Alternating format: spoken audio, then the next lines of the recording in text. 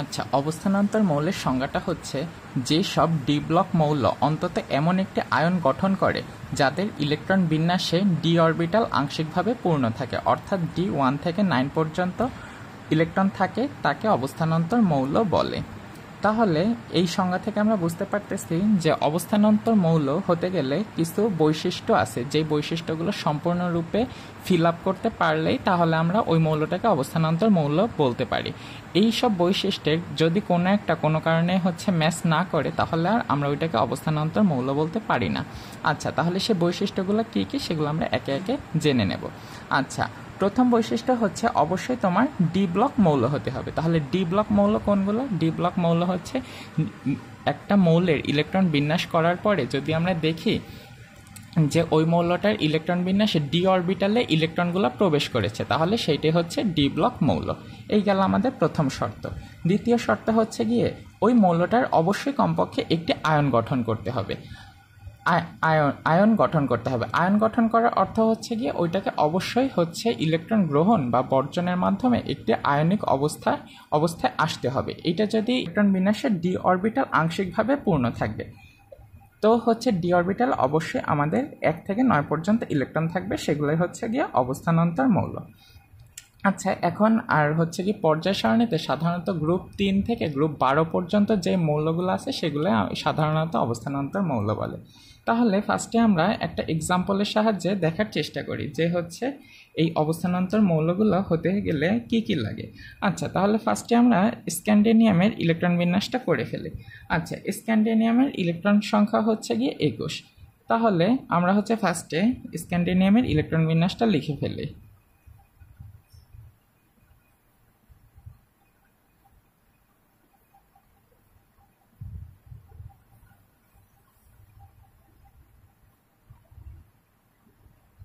এটা কি স্ক্যান্ডিনিয়ামের ইলেকট্রন বিন্যাস। এই ইলেকট্রন বিন্যাস থেকে আমরা দেখতে পাচ্ছি স্ক্যান্ডিনিয়ামের সর্বশেষ যে ইলেকট্রনটি আছে, অর্থাৎ 21 নাম্বার যে ইলেকট্রনটি, সেটা কোথায় প্রবেশ করে? আমাদের এই যে ডি ব্লকে প্রবেশ করে। তাহলে এইখানে আমরা শর্তমতে দেখতে পাচ্ছি যে ডি ব্লক মৌলের অন্তর্ভুক্ত, অর্থাৎ এই যে এই স্ক্যান্ডিনিয়ামের লাস্ট ইলেকট্রনটা যে ডি ব্লকে প্রবেশ করছে, এইটাই ডি ব্লক মৌলটাকে প্রমাণ করতেছে। আচ্ছা, এই একটা শর্ত গেল। আচ্ছা, এরপরে আমরা আরেকটা গিয়ে আরেকটা নিই, স্ক্যান্ডিনিয়ামের আয়নিত অবস্থা। আচ্ছা, স্ক্যান্ডিনিয়ামের যেহেতু মোট ইলেকট্রন আছে 21টি, তাহলে এইটার যদি নিষ্ক্রিয় অবস্থায়, এটা যদি নিষ্ক্রিয় মৌলের ন্যায় আচরণ করতে হয়, তাহলে স্ক্যান্ডিনিয়ামের সর্বশেষ কক্ষপথ থেকে 3টা ইলেকট্রন ছেড়ে দিতে হবে। 3টা ইলেকট্রন ছেড়ে দিয়ে স্ক্যান্ডিনিয়াম একটি নিউট্রাল কন্ডিশনে চলে যায়, নিষ্ক্রিয় অবস্থায় চলে যায়, এবং তখন স্ক্যান্ডিনিয়ামে ইলেকট্রন থাকে 18টি। তাহলে তখন স্ক্যান্ডিনিয়াম Sc3+ ইলেকট্রন বিন্যাসটা এমন দাঁড়ায় 1s2 2s2 2p6 3s2 3p6। তখন 3dও আমাদের 0 হয়ে যায় আর 4sও 0 হয়ে যায়, অর্থাৎ এইখান থেকে 2টা ইলেকট্রন বের হয়ে যায় আর এইখান থেকে একটা ইলেকট্রন আমাদের বের হয়ে যাচ্ছে।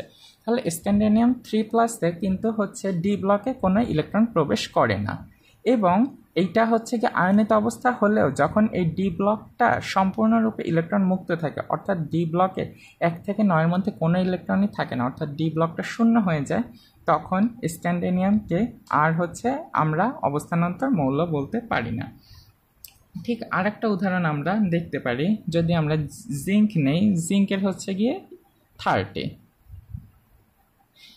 পারমাণবিক সংখ্যা 30, তাহলে এটার ইলেকট্রন বিন্যাস হবে 1s2 2s2 2p6 3s2 3p6 4s2 আর 3d10।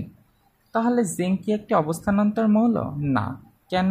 কারণ এইখানে জিঙ্ক একটি ডি ব্লক মৌল হলেও এইটার ডি ব্লকটায় 10টা ইলেকট্রন চলে আসছে, কিন্তু আমাদের কন্ডিশনে বলা ছিল কিন্তু ডি 1 থেকে 9-এর মধ্যে আমাদের ইলেকট্রন সংখ্যা থাকতে হবে।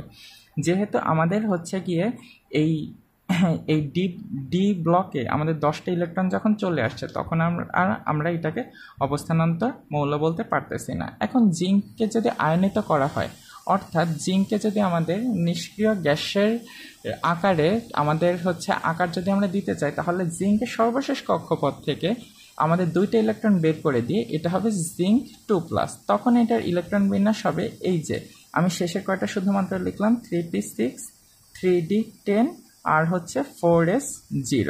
অর্থাৎ তখন আমরা দেখতে পাচ্ছি যে হচ্ছে এই 3D-তে কিন্তু 1 থেকে 9 নেই, 3D-তে কিন্তু 10 আছে। এই 3D-তে ডি 1 থেকে 9 পর্যন্ত না হওয়ার কারণে আমাদের এই Zn2+ মানে জিঙ্ক ডি ব্লক মৌল হওয়ার সত্ত্বেও এটা কিন্তু আর অবস্থানান্তর মৌল হতে পারতেছে না। তাহলে এখন অনেক সময় একটা প্রশ্ন আসে যে স্ক্যান্ডিনিয়াম একটি অবস্থান্তর মৌল ব্যাখ্যা করো, এইটার উত্তর আচ্ছা এখন একটা কমন একটা কোশ্চেন আসে যে হচ্ছে স্ক্যান্ডিনিয়াম কি তাহলে একটা অবস্থানান্তর মৌল? উত্তর হচ্ছে স্ক্যান্ডিনিয়াম আর জিঙ্ক অবস্থানান্তর মৌল না। কেন না? কারণ হচ্ছে আমরা প্রাথমিক অবস্থায় স্ক্যান্ডিনিয়ামের যখন ইলেকট্রন বিন্যাসটা করলাম তখন আমরা দেখতে পেলাম যে হচ্ছে এটা ডিতে একটা ডি অরবিটালে একটা ইলেকট্রন থাকে, অর্থাৎ যেটা কিন্তু হচ্ছে আমাদের অবস্থানান্তর মৌলের বৈশিষ্ট্যের সাথে মিলে যায়। কিন্তু এইটাকে যখন আয়নিত করা হয় অর্থাৎ 3টা ইলেকট্রন ত্যাগ করে স্ক্যান্ডিনিয়াম 3+ যখন নিষ্ক্রিয় গ্যাসের ন্যায় আচরণ করে তখন কিন্তু আমাদের 3D অরবিটালটা শূন্য হয়ে যায়। আমাদের সংজ্ঞা অনুসারে বলা ছিল যে এটা কিন্তু আয়নিত করার পরে যদি ডি অরবিটালটা আংশিক পূর্ণ থাকে, অর্থাৎ ডি অরবিটালে 1 থেকে 9 পর্যন্ত ইলেকট্রন সংখ্যা বিদ্যমান থাকে, তখনই আমরা ওইটাকে বলতে পারবো হচ্ছে অবস্থানান্তর মৌল। তাহলে আমাদের দেখা যাচ্ছে যে স্ক্যান্ডিনিয়াম এবং জিঙ্ক এদের কোনোটাই হচ্ছে গিয়ে অবস্থানান্তর মৌল নয়। তাহলে আর একটা কোশ্চেন আসতে পারে, তাহলে অবস্থানান্তর মৌল কোনগুলো? অবস্থানান্তর মৌলের একটা যদি এক্সাম্পল দিতে যাই তাহলে হচ্ছে গিয়ে আমরা আয়রন দেখতে পারি এফির কত 26, তাহলে এটার ইলেকট্রন বিন্যাস আসতেছে 1s2 2s2 3s2 3p6 4s2 3d6। এইটা হচ্ছে গিয়ে আয়রনের ইলেকট্রন বিন্যাস। আচ্ছা আয়রনের দুইটা আয়নিত করলে এটা হচ্ছে দুইটা অবস্থা হতে পারে, একটা আয়রন 2+ আর একটা হচ্ছে আয়রন 3+। তাহলে শর্ত অনুসারে আয়রন যে সময় ইলেকট্রন ত্যাগ করবে তখন শেষের কক্ষপথ থেকে 2টা ইলেকট্রন ত্যাগ করবে এবং 3টা ইলেকট্রন ত্যাগ করবে। আর আমি সুবিধার্থে এই শেষের তিনটা ইলেকট্রন বিন্যাস করে দেখাই দিচ্ছি 3p6 3d6 আর হচ্ছে 4s0। যখন ইলেকট্রন বের হবে তখন সর্বশেষ কক্ষপথ থেকে ইলেকট্রন বের হয়ে যাবে, তখন কি হচ্ছে তখন এই 4s অরবিটালটা 2টা ইলেকট্রন ত্যাগ করে দিয়ে নিষ্ক্রিয় গ্যাসের ন্যায় আকার ধারণ করবে এবং হচ্ছে দেখা যাচ্ছে ডি অরবিটালে 6টা ইলেকট্রন আছে, অর্থাৎ ডি অরবিটালে কিন্তু 1 থেকে 9 মানে ডি 1 থেকে 9-এর মধ্যে মানে ডি অরবিটালে যে 1 থেকে 9টা ইলেকট্রন থাকার কথা ছিল তার মধ্যে 6টা ইলেকট্রন আছে, তার মানে এটা সব বৈশিষ্ট্য পূরণ করতেছে, তার মানে আয়রন একটি অবস্থানান্তর মৌল। আবার আয়রন 3+ও কিন্তু আছে। আয়রন 3+ কি করবে তখন হচ্ছে শেষ কক্ষপথ থেকে প্রথমে হচ্ছে গিয়ে আমাদের 4s থেকে তো 2টা ইলেকট্রন ত্যাগ করে দিল, তারপরে পরবর্তী যে ইলেকট্রনটা সেটা হচ্ছে আমাদের 3d থেকে ত্যাগ করে দিবে, তাহলে হচ্ছে গিয়ে এই 3d5 হয়ে যাবে। তখনও কিন্তু আমরা দেখতে পাচ্ছি এই 3d অরবিটালে ডি 1 থেকে 9 মানে 1 থেকে 9-এর মধ্যে যে ইলেকট্রন সংখ্যা থাকার কথা ছিল এখন আছে 5টা ইলেকট্রন সংখ্যা, তার মানে ডি অরবিটালে ইলেকট্রন আছে, তার মানে আয়রন একটি অবস্থানান্তর মৌল।